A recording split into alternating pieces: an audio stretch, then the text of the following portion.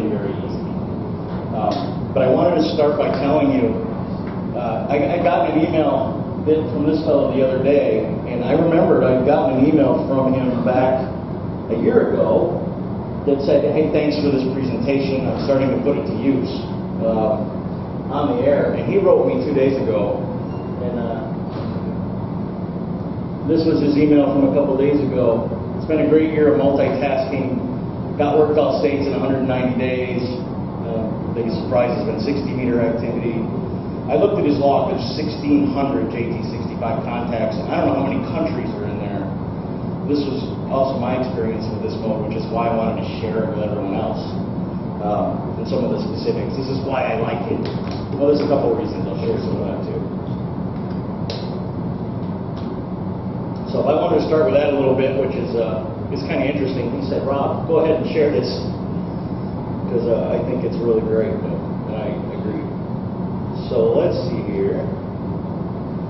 Back out of this for a second.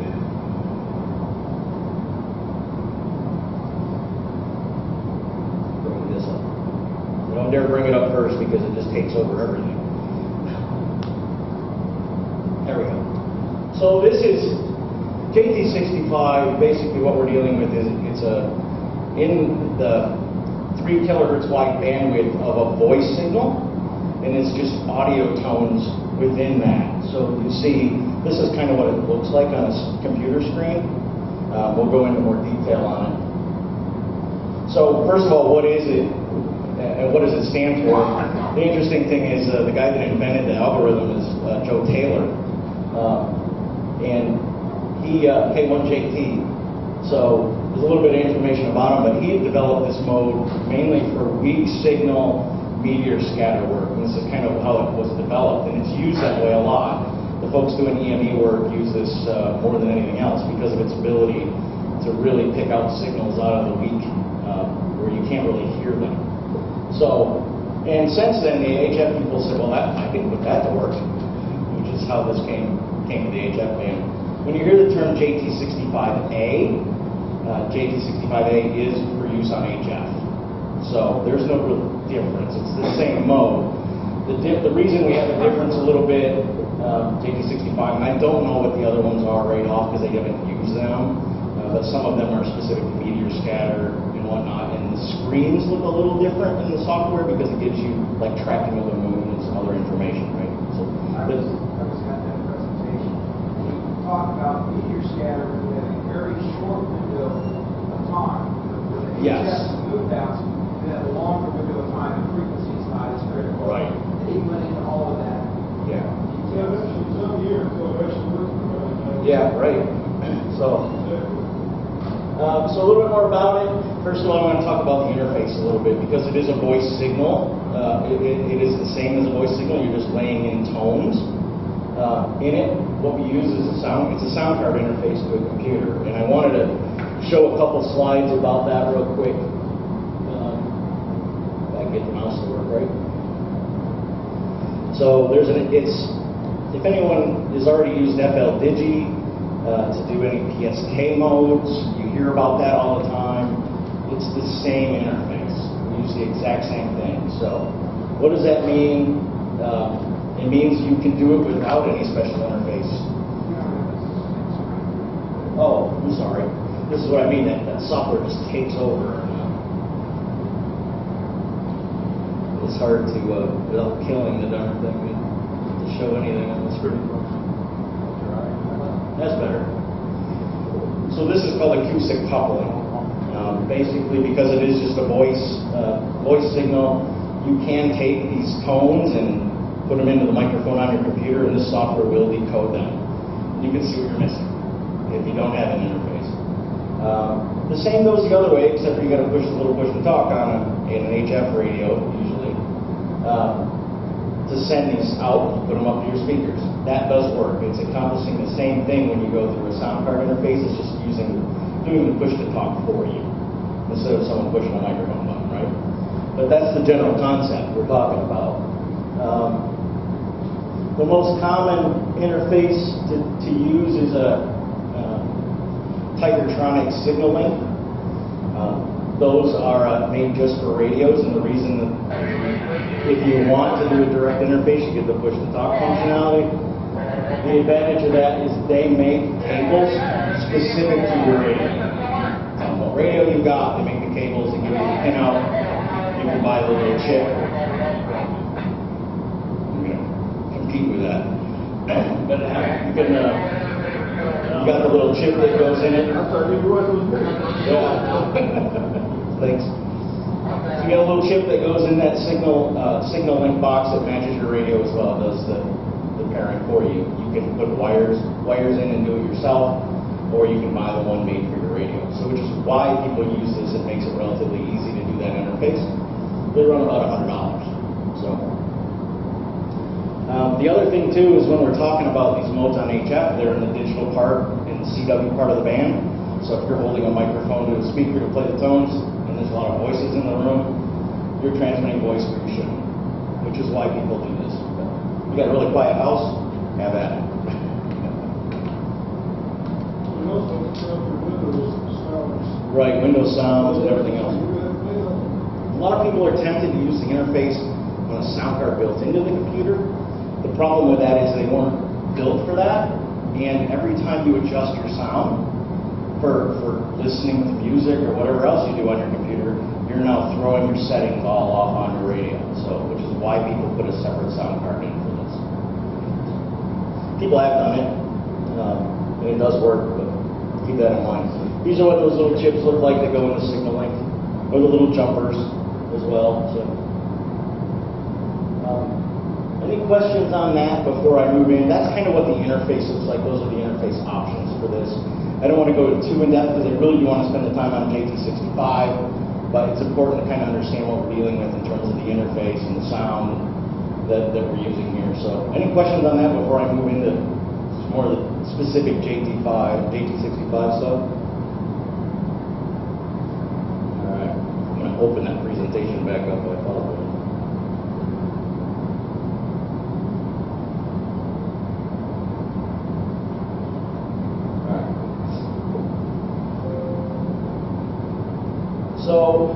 So there's some information, there's some things I've learned the hard way along the way when you set up a radio, and it is a little bit radio specific, but for the most part this is the case for most radios, so keep that in mind. You want to turn off any notch filters and noise filters, because what this mode does is it transmits, you're transmitting and receiving 65, and that's what the 65 means in JT65, it's 65 unique tones. Which are different frequencies of tone is all this is. Notch filters are meant to take out tones. So you can't have notch filters. I would turn all that extra filtering off. Noise filters, it may see it as noise and may get rid of it. So you want to turn all that off to use it. Turn off your automatic gain control. And when you're transmitting, you want to set the levels of the transmitted signal so that there is no ALC on your radio. You back it off until the ALC is not doing any work, because that will distort the tones that you're putting out. So that's the proper setup. I wanted to make sure everybody kind of understood. This is probably the hardest part about this mode, is getting the radio set up right and doing that. If you get that, and don't worry about necessarily taking notes today if you want to try this, because we're going to put this right, like Zach's presentation, right up on the TMRA website. You can grab this. There's an old version already out there from the one I did last year. This has got a little more new information, so I'll make sure it gets up there. Proper levels. Levels are important when you're transmitting. You don't want to, I'm sorry, this is more receiving, so that you can receive these signals coming in. If it's too hot, it'll be a problem. So the best thing to do is look at there are these free sound card oscilloscope programs you can load. The big thing I'm looking at is to make sure it is a wave like this and not squared off. So if the signal coming into your computer, as long as it's not a squared off wave, you're going to decode correctly. And you're going to decode the most of the signals that are out there, even the weakest ones. So it's worth kind of taking a look at. You don't have to know oscilloscopes real well to do this.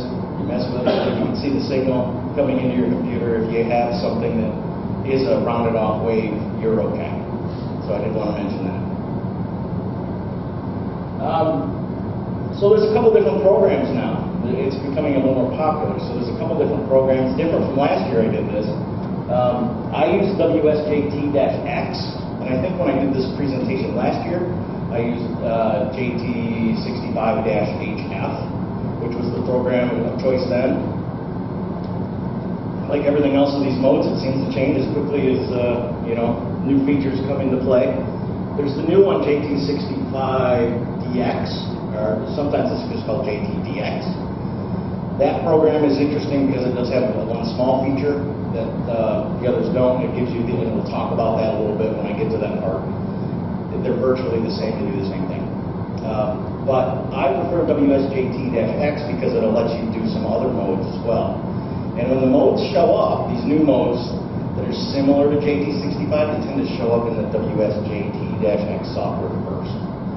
That software does JT9, which is almost the exact same thing, it just is more efficient. So the interesting thing is we're talking about JT65, but JT9 is actually more efficient, does a better job with less bandwidth. Not as many people using it because they don't know about it yet. So it's something to keep in mind as things evolve. It'll do that. It'll also do Whisper. If you ever heard about WSPR modes. I'm not going to go into that in too much detail today, but it's also very similar to this. It's just a 2-minute transmission instead of a 1-minute transmission. So,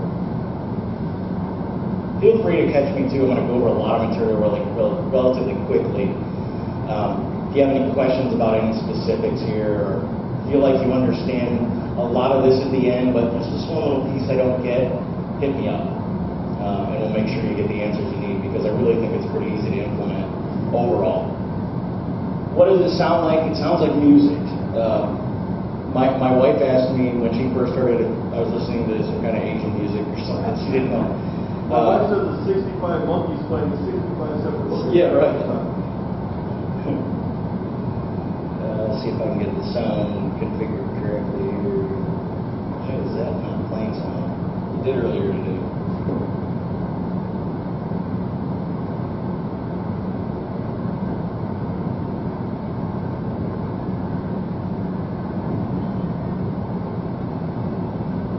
Played through here nice and loud earlier today. For some reason, it's not now.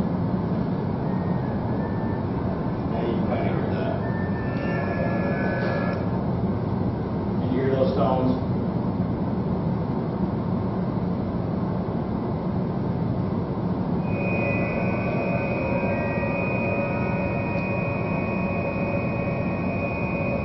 This is the end of a transmission. Nothing. Then they all start at once.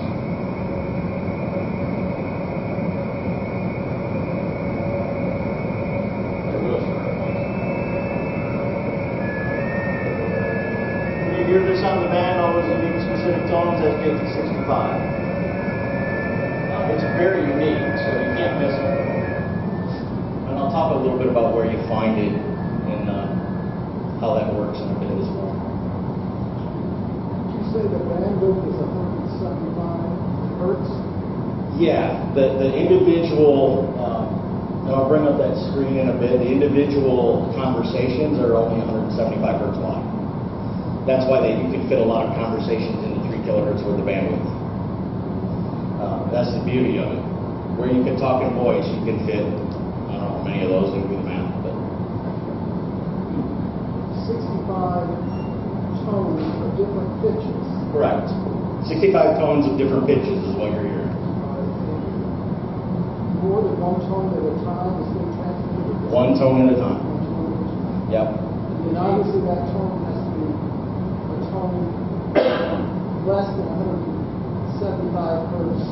Yeah, and that's a good question as to where that tone is sound-wise, but Yeah, where? and it depends on, and I'll show you that in a second. If you remember that very first slide that I had up, I'll back up to it. That's the beauty of this thing. I mean, it could be less than 170, it could be over 175 hertz tone pitch. It could be like 2,000 to 2,175, or something like that. There's the difference between the highest tone and the lowest tone. The difference between them. So, and that's the best point. What he just said is the difference between this end of a conversation and this end is 175 hertz. These individual tones are all within that. These are 65 unique tones within that 175 hertz bandwidth. Does that make sense? Okay. So these ones down here, when you're listening to them, are going to be relatively low tones. And these ones are going to be, you get the idea. But they're all within the ear range. Correct. Audible to your ear. Yep. Because we're using the same technology as going in through the microphone. With the volume level things, you may not ever do these. Your workstations, you don't hear. Yeah, and I'll get into that in a little bit. The beauty of this is there are things you can see on this waterfall you can't hear. And I'll talk about that in a little bit. And that really is why people do this. So let's see, we talked about those, and there it is on the next slide, with that slide anyway. So why do we do it?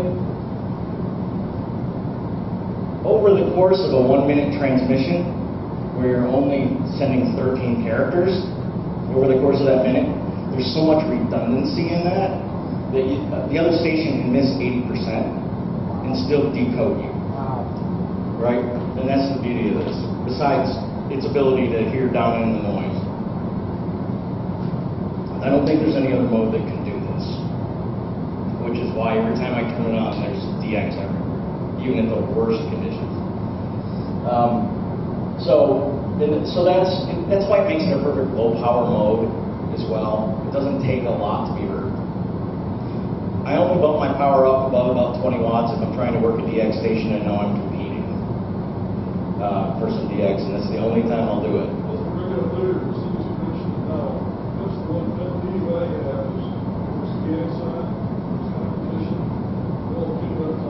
They do. Yeah. Yeah. And that's when people bump it up when they're chasing that DX station. But for stateside stuff, I've never bumped it up.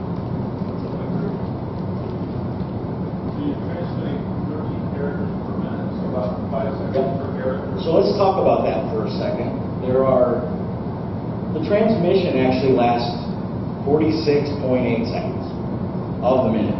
You need some time for the other station within that minute to decode you. So that's what the remaining part of the minute is for. So the 46.8 seconds, we're transmitting those 13 characters using those 65 tones. And there's an algorithm that the computers use in this program that I'm going to show you that decodes that and makes some sense out of that 13 characters. Does that make sense? Character meaning like letter of the alphabet. Letter of the alphabet. Letters and numbers, generally. And they're kind of canned for you. You don't have to do a lot of work here, and I'll show that in a bit, how easy this is. A lot of this is double-click. The program populates the fields for you. You can put in some of your own information, but you're still limited to 13 characters. Oh, so it's not a rate queue mode. I'm doing 13 characters of transmission. I double-click, it creates the text for me. I've had a few people say, Rob, this is like watching paint dry. As they double-click this thing, and I said, if you're a rag chewer, you may hate this, but it's very effective, right? So those of us that like chasing overseas DX, frankly, this is where I tell people I like to use this mode. I remote desktop from my laptop into my other PC that's connected to the radio, and I'm sitting in the living room talking to my wife, working DX. So this has been one advantage that I have with it. And I've got a 4-year-old, so that's about all I can keep up with. Is the JT9 the same idea, but just 9 tones, 9 different tones? It is, well, correct. That is correct. Same general concept. You use the software the same way. It's a much smaller bandwidth. It does. We'll talk to exactly what that advantage is. It can dig deeper into the noise floor, which is why I'm surprised more people don't already use JT9 instead of JT65. Yep. You had a question? Yeah, just an estimate as to how many DXC entities have people using JT65 regularly. Yeah, I think it's going up. I worked 92 in the last year. Yeah. He said he worked 92 in the last year. There are so many out there using it. JT65, to be honest, I have trouble finding a spot now to use it because there's so many. And when that happens to me and I can't find a place to transmit, or don't have anyone I necessarily want to work there, one or the other, I'll go where JT9 is a lot more room. So And it's fun because the overseas stations say, oh, finally, somebody's using JT9. And they spot you on the DX cluster and away you go. And it's quite fun. So it's not a write to mode. We're talking about short exchanges of 13 characters here to get the information out. All we're exchanging over the course of 5-6 minutes, and I'll talk about the difference in that. There are different ways to do this a little bit. All we're exchanging is a call sign, your signal report, which is not the normal 599. This is done in decibels, so the software figures it out for you. It knows how strong that carrier or the other station is. It's actually much better because it's realistic. Instead of just telling you you're 599, you're getting a real number. So, and it's the relation to the noise floor that you're getting at. Oh, margin. Yeah. So, well, yeah. Yeah. You can hear a bit of the noise. And a grid square. Generally, we start with a grid square. So that's the exchange. It's all you handle in that amount of time. There is a way to pass a little more information in the last transmissions. I'll talk about that. Stations take turns. And I'll talk about how this works in a second. But I transmit for a minute. They decode me. They transmit for a minute. I decode them. We do it all over again. Every station out there doing JT65 transmits at the exact same time on the even minutes or the odd minutes. And there's a gap in between. You kind of heard that on the computer when I played the sound. Everybody stopped for a second. And that's what that was. You can choose. There's no rule. You can be odd minutes or even minutes, whatever works best for you. To do that, all the stations, your computer clocks have to agree within 2 seconds. This is easier than it sounds. And I'll show you the software it takes to do it. I'll show you the one I use. It's free on the internet. I download it, I run it, it's synced, I'm good. When you do that, so that everyone knows when to start listening and when to start transmitting. So there's Windows software that can do this as well. There are many different ways of handling this. I use Dimension 4, which is this top one here. It's a very, very simple program. You can, like I said, that's the website. You search for Dimension 4 or even D4 out there on the internet, you'll find it. You load that on your computer, you run it. It'll tell you your time synced to the national standard within 0.2 seconds, 0.18. You really want to be less than a half a second off to be good. I've seen stations be 2-3 seconds and still be okay. I think it's a little more rigid than I think it really needs to be. If you tell people a half a second, they might get it within 5. That's the way it generally works. Those are some of the other sites that can do this as well. That's probably the critical thing, and this is why they don't include this in the FL Digi software, is because it doesn't work like this. That's on demand. This isn't. This is synced to a clock. I'm transmitting even minutes, they're listening, or they're transmitting odd minutes. That's how we do it. This is why it doesn't fit in that software with everything else. Why there's separate software for WSJT or JT65. Next slide. Back up. Okay. Want to get a snapshot on that? Yeah. Sure. And again, this is on the website too, so you can pull it down right off TMRA, hamradio.org. JSTX, will that automatically decode 64, 32, and all the other ones, or do you need to guess? I don't know enough about it. It may. I only use the WSJTX software. I know it does JT65. I can't speak for the others. Someone may know. I don't know. Does MSK for sure, does or whatever it is. So it sounds like it does. Where's JT9 fit? JT9's That's a separate package. no, same software. So it's part of this. Works the same way. It's part of the same software. If I teach you how to use JT65, you can go use JT9. And that's you can listen to both at the same time. Yeah, that's what I'm trying to get at. Yeah. Oh yeah. Well, You absolutely can. Those two in particular, JT65 and JT9, because the frequencies used in HF are right back to back. It's advantageous sometimes to put it in that special mode and say, listen to both, please.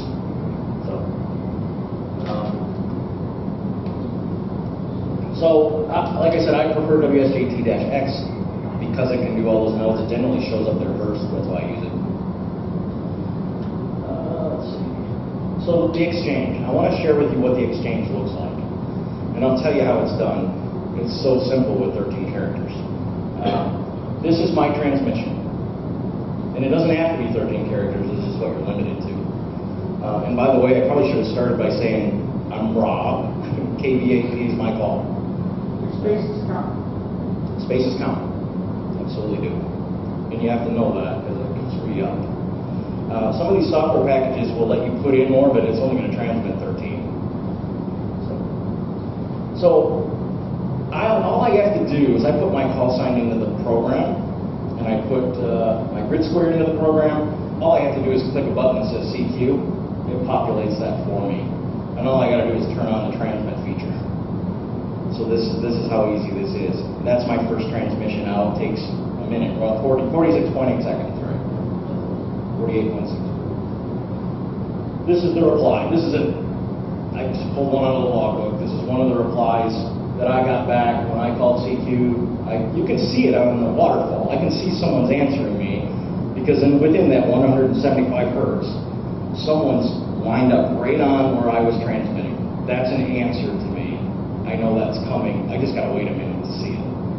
So after that minute, within that minute, I decode that coming back from him. Great. I'd like to talk to him. All I do is double click that. The program itself can generate more than 13 characters. It knows how to do it. When you put in your own, I should have said that. I appreciate you saying that, because it can generate more than 13 characters, only slightly more, when it's dealing with the call sign algorithms. Can you explain that, Rob? That's my question also. Is the safety keep track of that rate? Yeah, I will explain. I've seen people that have 15, 16, 17, or whatever. Yeah. I want to do that. I don't know if somebody Yeah. does JTX will let you do that. It will not. Well, these are different programs. They are. And I don't know how they're doing it. I'd like to learn that myself. I'll tell you what, I'll make that a homework assignment for myself to find out how. That'd be interesting. He's saying some other people he's seen and put their own information in and it's been longer than 13 characters. How do they do that? I don't know the answer to that. But just imagine it maybe in the JTHF program. Well, this one though is a canned feature. So when he double clicked me, the program built this. What I'm saying is the program itself, if it auto-generates it, can be slightly more than 13. Your limit, I'll show that to you in a minute. There's a feature, if you generate your own, you're limited to 13. It knows how to fit call signs into that same time frame. Yeah. So that's a good point. It can be a little more than 13 if the program does it for you. If he double clicked on me and that's what it came up with, that's a standard exchange. The program built that. It can generate a little more than 13. If you customize it, you cannot. I double click on the TM95, the program knows the next thing I'm going to send is a signal report. Keep in mind, this has all been done with 3 clicks of my computer so far. Right? It's taken up 3 minutes to do it, but like click, click, click. It knows on the my next transmission, on the odd minute, I'm on an odd minute, he's on an even. I'm going to send him -16. So he double clicks me, it sends me this. What's the difference? See the R? The R means he received me. The program does this automatically. It knows I got a signal report. When he double clicks mine, it knows to send an R-18 back. You can skip some steps. You can click on the thing that says R, or, and make it send with an R. It confuses people. Because at this point in time, if I were to back up a step, at this point in time, if I sent an R, it means I would have received his signal report already. That wouldn't be right. How's it determine who's transmitting on Whoever calls CQ first, or whoever calls CQ gets to choose whether they're on odd or even minutes. You say you click. You physically watch the timestamp to click it at the right time? Or how do you tell the computer to watch the right time? Or what's the... I'll bring up the program in a minute after I talk about the exchange. Okay. And I'll show you exactly how that works. I'm actually going to do one of these today too. So your computer generated that 16. Correct. Yep. So far, everything we've done, including this, has been generated by the computer. All I had to do is click it. So it built these. If you do it standard, the computer builds them. They can make it as long as it wants to fit in that algorithm. It's just if, well, I'll walk it through on the next couple slides how you can, where the 13 character limitation comes in. So the next standard part of this exchange is RRR. I've received everything. I think they built this saying Roger, Roger, Roger. That's kind of what I hear quite often. I don't know if that's what they intended, but that's what I hear. This means I've received everything. I guess it's better than receive. And then a pair of 73s. I send a 73, and I'll show you next the problem with this and why people don't use it very much anymore, do things in this exact order. Now we got a minute of dead air. The person calling CQ, if they bother to send a 73, and you leave a minute of dead air in JT65, you've lost your spot. Someone else is taking it right along with you. You're never going to get it back. So, which is why this part here, this 73 part, has changed a little bit. So I want to show you the reality. This is what the program does automatically. If you just double click, it goes through and does this. I don't see this much anymore. I see a slight variation, and I want to show you that. And that variation's changed over the last year and a half as well. So the most common thing I'm seeing now is the people let the program do the work. They just skip 73 at the end. If you're the transmitting station, you go right back to calling CQ. That's the most common practice. Admittedly, last year when I did this program, this is not how I did it. And I'll show you on the next slide how I did it last year and what I've learned since then. The issue with doing it a different way or taking care of that gap a different way is that you're not letting the program do the work. So if I go through these steps, it's the same steps. The difference is I go right back. I don't say send 73. I go right back to calling. They know if he's calling CQ, or again, you know, I already sent my RRR. We got everything. There's no reason to say 73 if I don't have to.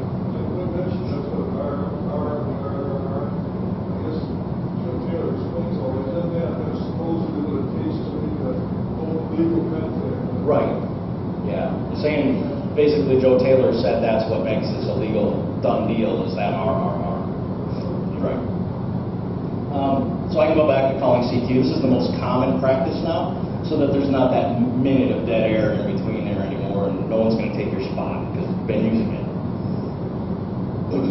This is the other thing you'll see on occasion, another slight variation is skipping the, this is how I did it last year, by the way, skipping the RRR altogether and going right to 73. You'll still see this, you'll see some people do it. It's a little less common now, but don't be surprised if people skip the RRR and go to 73. They're telling you, I got it all. That's what I do all the time. So See, you're yeah. eager to hear that. I'm personally okay with both. Yeah. You're going to run into some I don't care stations which- that I are don't not care which okay. one I send. Yeah, you're going to run in. If I see both signal reports, You're going to run into some stations that are not okay without the RRR. For that reason, they've heard from a person named Joe Taylor saying it's not a good contact without the RRR. and I think that's true of the moon box. The RRR. Yep. So I don't recommend this anymore, but you will still see it. You'll see some people just send you a 73. They're telling you they're done. They got it. So would you log that as a good contact?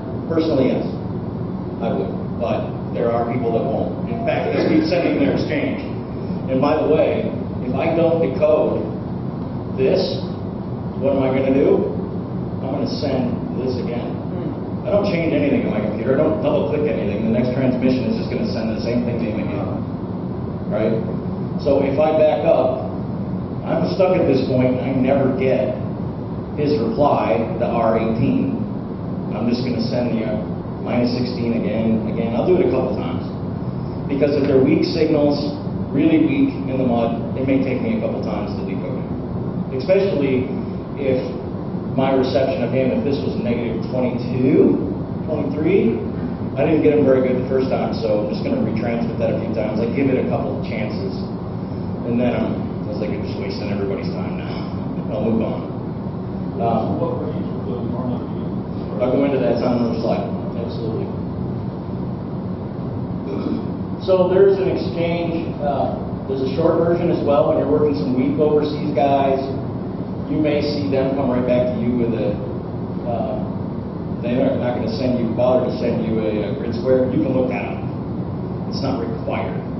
So you may see some people go right to a signal report. If you double click that, the same process applies. You go right to -18, just in a little different order, right? It shortens the whole queue zone when they do that. So I don't have a problem with that.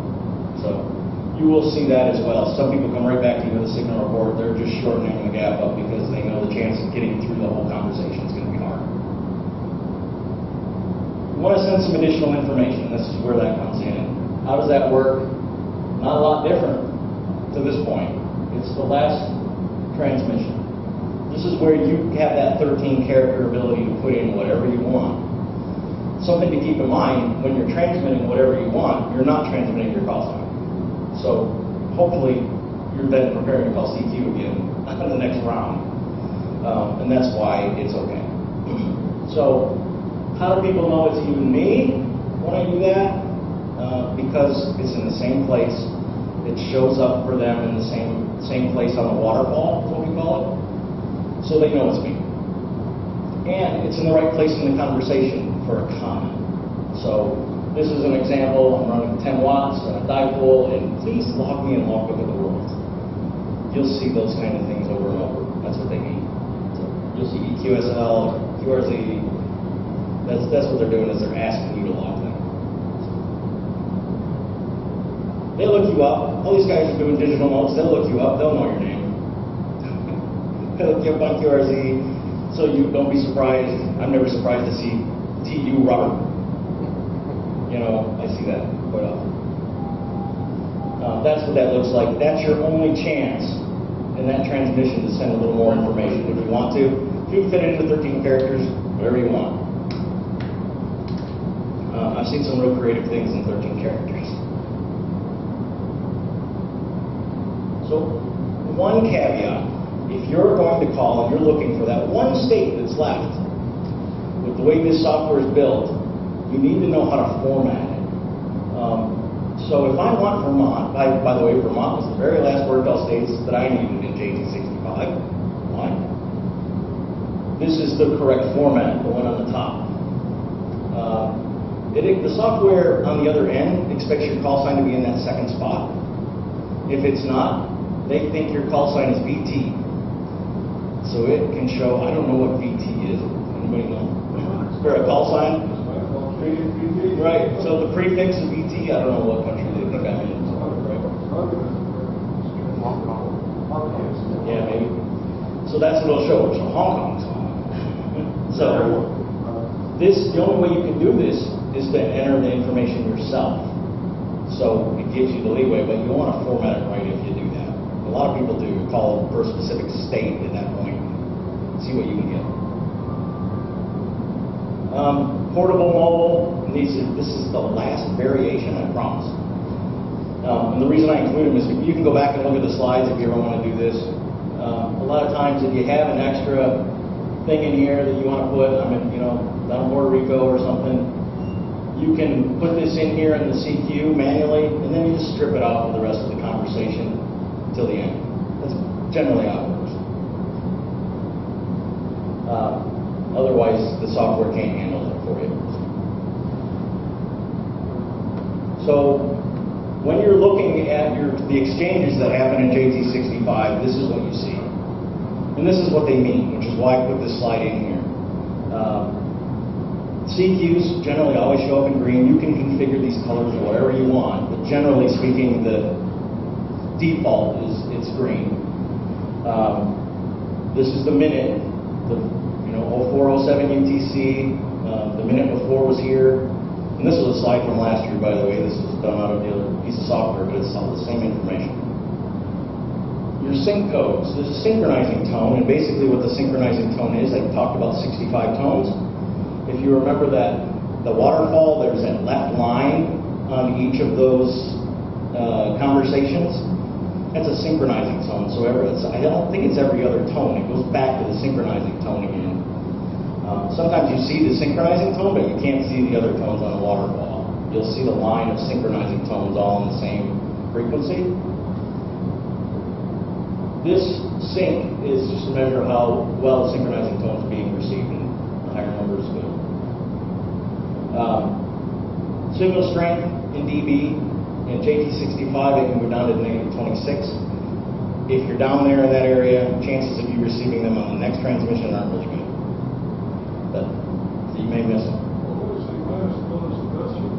Minus plus. JT9 will do plus. I don't think JT65 will do it. JT9 goes to, it's got a bunch above that. You can go positive dB in JT9. Yep. And that's the difference. Clock, the difference in the clocks between computers, a bunch of information generally really you don't need, but it's there for those that really want it. And then the hertz, the offset in hertz from the center points, the DF numbers. So that's what they mean. You can look it up. You can come back to the slide if you ever need that. All right. So this is where I want to talk about the signal reports a little bit. And that's what they mean. Signal to noise ratio in dB using the reference noise bandwidth 2500 hertz is generally how it gets in there. Make -19 is telling you that you're 19 dB below the noise power. And that's the definition of that. So I wanted to share that. Signals become visible on the waterfall around -26, and this is my favorite part. The human ear can only hear them starting at about -15. So if you're listening, you have the volume on your radio turned up, then -20s and 21s that you're going to decode, you can't hear them, right? So which is why this mode's so special. This is the difference. For JT69, it can dig down to -26 into the noise, so which is really the best thing, which is why I'm curious why more people aren't using JT9. It actually can dig a little deeper into the noise than JT65 can. This is the range. You talk about positive numbers. JT9 go all the way to +49 per decibel levels. You'll never see them there. You'll see +3, +4, but I haven't seen much stronger than that. Where -1 in JT65 is the best signal you can get. And by the way, if you're getting all -1s, you're probably running a lot more power than you need to do what you're doing. So, computer, what does it take to do this? Will any old computer work? Because a lot of these programs that you use can be used with any old computer. This isn't one of them. This requires, because of the math that it does on those 13 characters, it requires some number crunching, which requires the minimum requirements of that computer to be a little bit higher. This was last year's numbers. It may have changed with the newer versions of software, I'll warn you. Maybe a little higher, but I doubt it. It was in the ballpark. So, what do you lose if you have a computer that's slower? You can't decode within those 13 seconds. You're still decoding while the other station's supposed to be transmitting again, and that's the problem. It needs the time in there to be able to decode, and that's what it's doing, and that's why you need a little bit of horsepower. Grid Square, everybody knows how to go get your Grid Square. You can find it on Curacy.com. You plug in the software. I put it in there just for those that don't know. Where do you find this stuff? These are the frequencies across the board on HF that you're going to find these. Where the 21.060 is where the PSK signals are. You go up a little bit to 076, and that's where your JT65 signals start. JT69 are two more above that. So 078 is where those are generally located. So generally speaking, on your main bands, they're all 076s. 6 meters, which is really cool. When 6 opens up, it's the first thing you're going to see on it. When 6 meters opens up, you're going to see JT65. It's when you really know. So you can reference this and go back and find these. It's very useful. If you want to know where to get started, that's where you'd start looking. They're always there. So unless the banjo's dead, you'll always hear them there. JTX will be over there for you, you know, This is one of my favorite pieces of software. There's a website you can go to, and there is a check mark in your software setup. You can check PSK Reporter. When you check that, it reports back on other stations that you've heard. Other stations around the world do this as well, and they plot you basically in that software through that website. You go here on any given day, you'll see around the world what other stations have heard you. It's really interesting to see where your propagation is going at any given time. It's not Whisper or WSPR, but it is pretty effective. So it's a neat thing when you start working some of these JT65 contacts. That's a neat website to use. So I could go through the demo, but I thought it would be more fun to remote into my computer at home, using my station at home to do a real world contact. We'll see how it goes. Last year, I did one this morning. First contact was Germany. Last year I did it, and the first contact was Australia. So I pretty much think we can dig something up that would be interesting. It's more interesting than going through YouTube videos of these, but they're there just in case the internet dies. And there is one more slide, which I'll just let you know is out there. I'm not going to spend a lot of time on it, about two more. This mode is just as good as any other mode for worked all states and all the other awards out there. It's a recognized mode of operation, so treat it that way. Even though some people will say, I don't want to work that mode. Different websites that might help you out in learning on this. If you have any questions, you can always go back and reference some of these as well. You'll see this slide on the website. All right.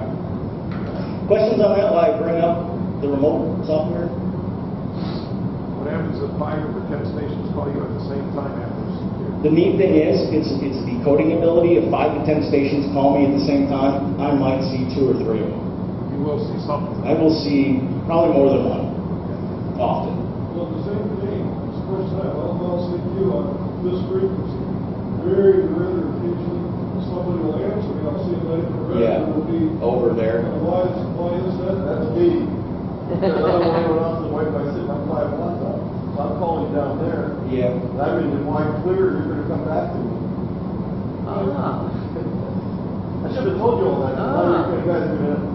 That's a good tip. So this is my software on the computer running at home. And I'll tell you a little bit about my station. I live in a homeowners association. Right in the middle of it. I have one outdoor antenna.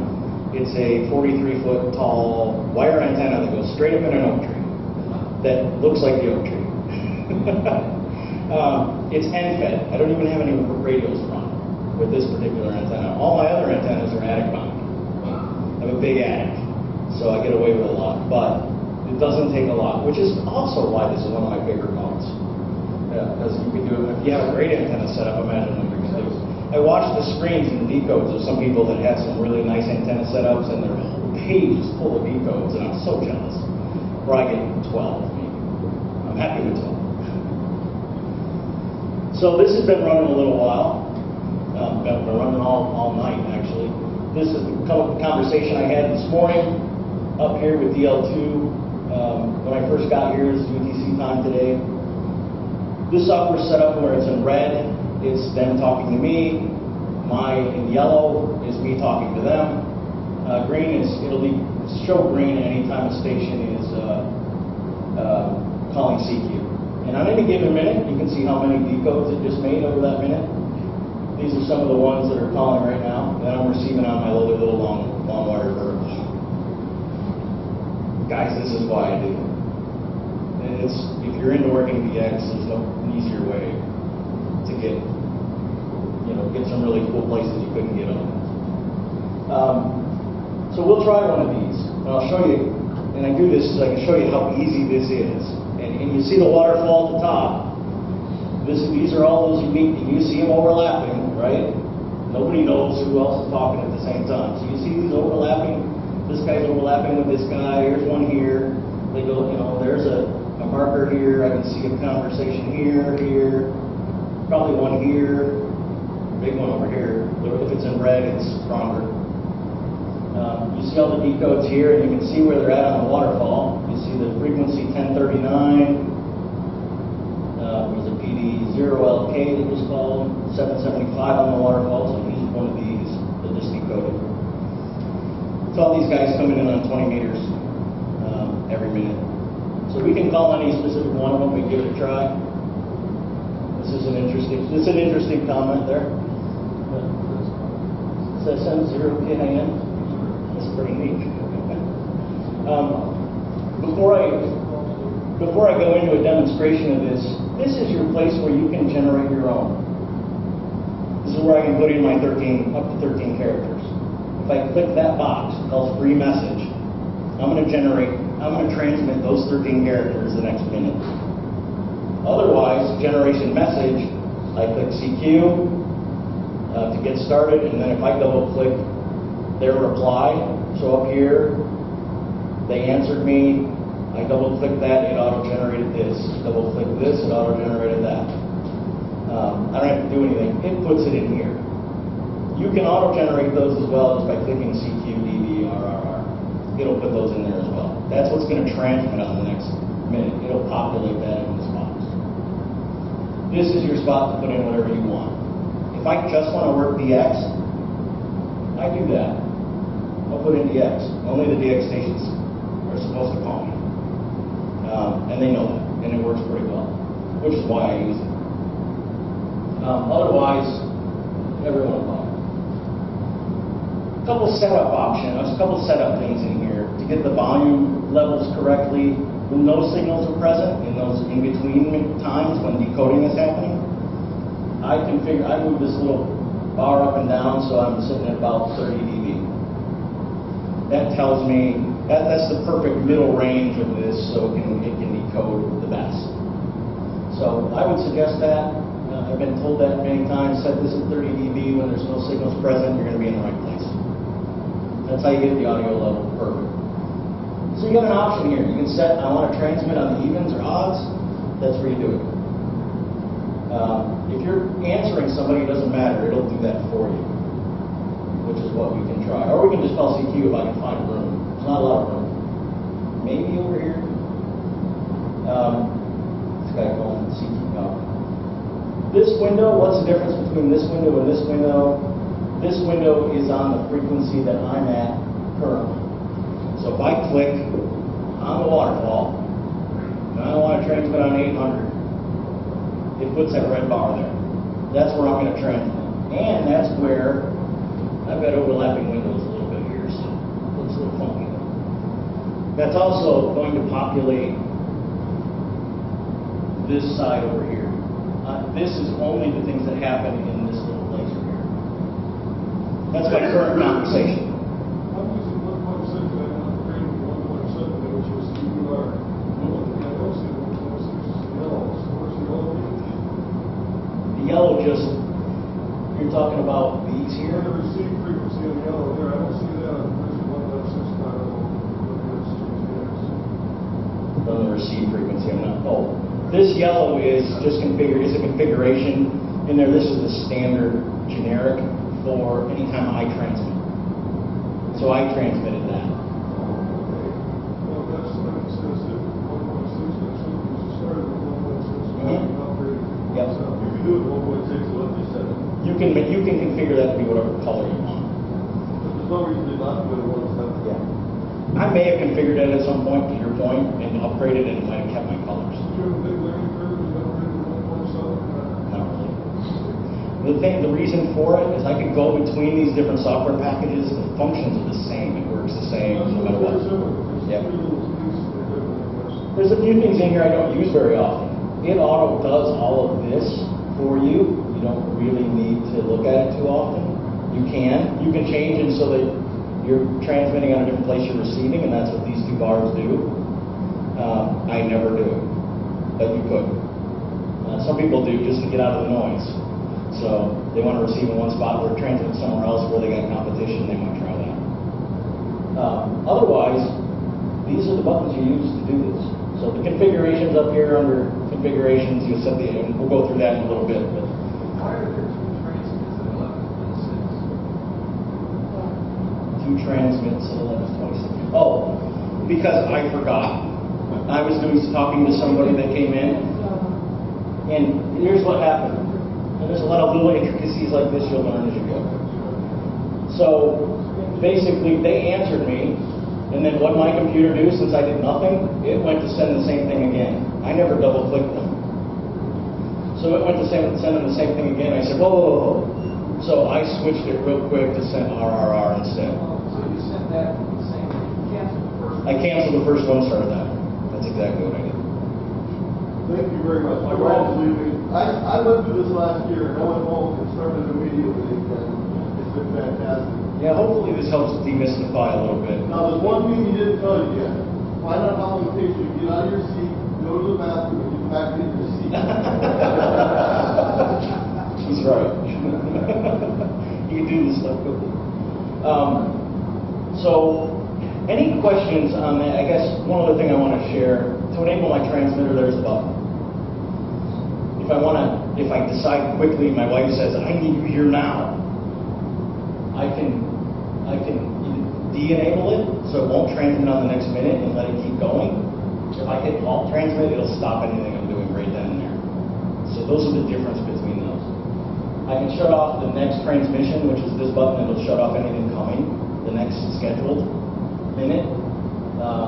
This will stop everything immediately. That's the difference between those buttons.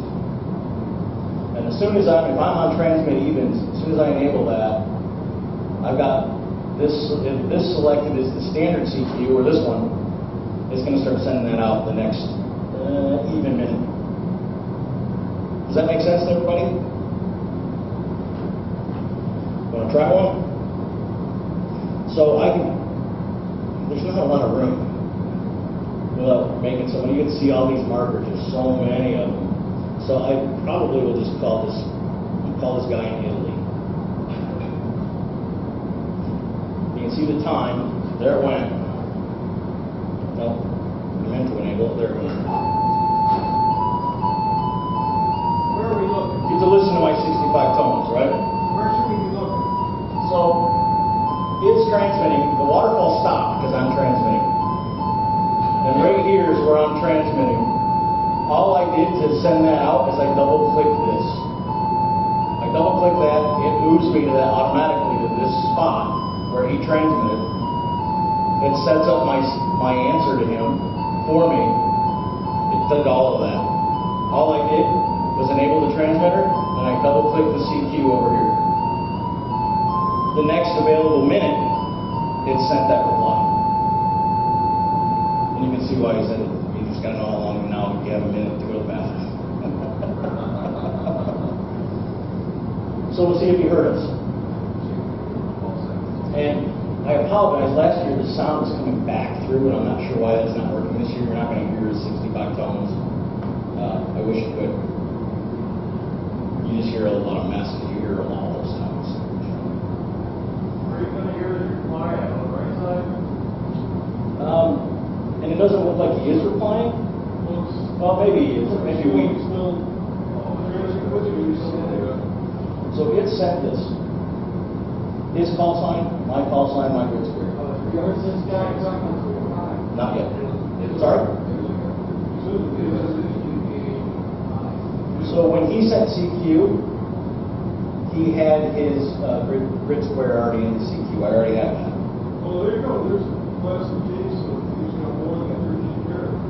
I don't, to answer your question on how he did that, I can't tell you. So that's my homework. Because the software won't do that for you, so he did something special to do that. My computer didn't decode him. He didn't send a reply. If he did, we didn't hear it. Yeah. So you're sending the same thing again? You'll just keep sending. There's a timeout timer after 10 of these. It would stop. I'm going to stop it after 2. Chances are he replied, propagation changed, and he can't hear me.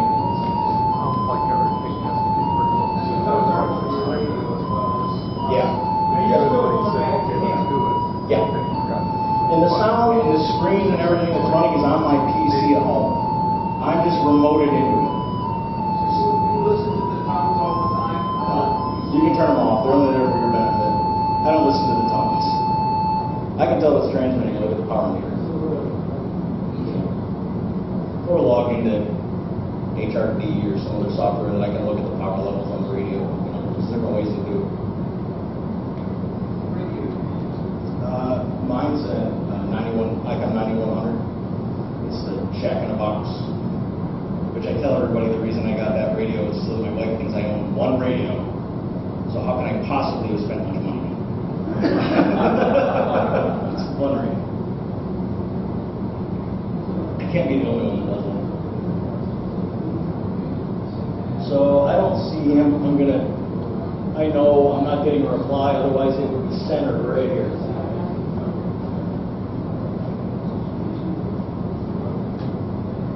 So it's always the risk of doing a live presentation or trying to real contact.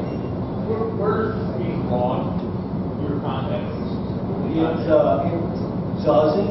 Some of these software, this one may, and I've never used the logging features within it.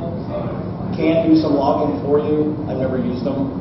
I just move my contacts because you got a record of it over here. When we're done, I log them in QRZ.com. I just manually put them in there. I think there is some logging functions with the software. I've just never used them myself. ADF file. Yeah. Which you can move, probably. Right. So we're 22 seconds into the next minute. I just have to watch when we're getting close. We'll see who we decode on this next pass, and we'll try to call someone else. Looks like a lot of polling today. There's a bunch. Oh, yeah, it looks like there was one here. It faded out again. I'm not sure what's going on with him. He may have heard us. So let's call this HK3. And keep in mind, all I'm doing is double clicking him and turning on my transmitter. There's the 1 minute mark. When it reached 00, it took off. It's that easy. It doesn't take much to do. From this point on, all I do, if he comes back with a reply in this window, I just double click it. It populates the next exchange. That's all you gotta do. We're gonna listen to those tones. Is the computer generating the tones? It is. The software is generating those tones, playing them off the sound card to my radio. To the mic jack, essentially, yes. The radio I use happens to have a built-in sound card. The nice advantage of that, if I switch to JT9 remotely right now, it'll change the frequency for me. This software will control with that particular radio, will control the frequency of the radio as well. I can switch bands, go over to 40 meters, any of that with phone. And notice he's not using the split mode. Versus 20 meters, it's a great dot to use the split mode. Oh, this here, yeah. There's a big advantage to that, where it's just something in your passband filter. Right. So you're not sending any verbals. That's a good point. Let's think about that too. So we'll see if there's a reply, you can see it. This is what I look for, right? I look for that. That's the internet. Look for the same thing. Yeah. This is the reply, that line right there. He's replying to someone. It also looks like there's another signal about. There is one here, there's one here, and here. That's where all those signals start. So mine should start decoding that. Nah, you didn't hear us. You didn't hear anybody. Yeah. In the meantime, you can see an LA1 and an ES4, get all the other stations in. I have a question about, is there a lot of JT65 on 6 meters? When it's open. Yeah, when it starts opening up, that's 6 meters is the very first place you're going to start seeing signals. You'll start getting decodes there, and that's how you know it's coming. But yeah, it's on 50.276, and it is very popular when it opens. So sometimes what happens too is when you're working DX, if he gets 3 or 4 replies together and they come together just right, he may not decode anyone. That can happen. Sometimes they'll individually decode because the software's hard Say, enough. try calling them off frequencies. You can. How do you do that? Or this is like TX65. Yeah, you can change this and then drag, click this, and then I can drag the receive and transfer to several subwords. You want quick print? I don't generally do it, but You can't, can you do a CQ that indicates you're going to be listening up or down or that sort of thing? I suppose you could. The problem with that is limitation to 13 characters. You can't get in and it's hard to tell them even who you are with that same information. Yeah. So hopefully we'll do one of these, otherwise maybe we'll try one in JT9 where I know I can get a spot. We'll try that. I can show you the difference. It works the same, but you can see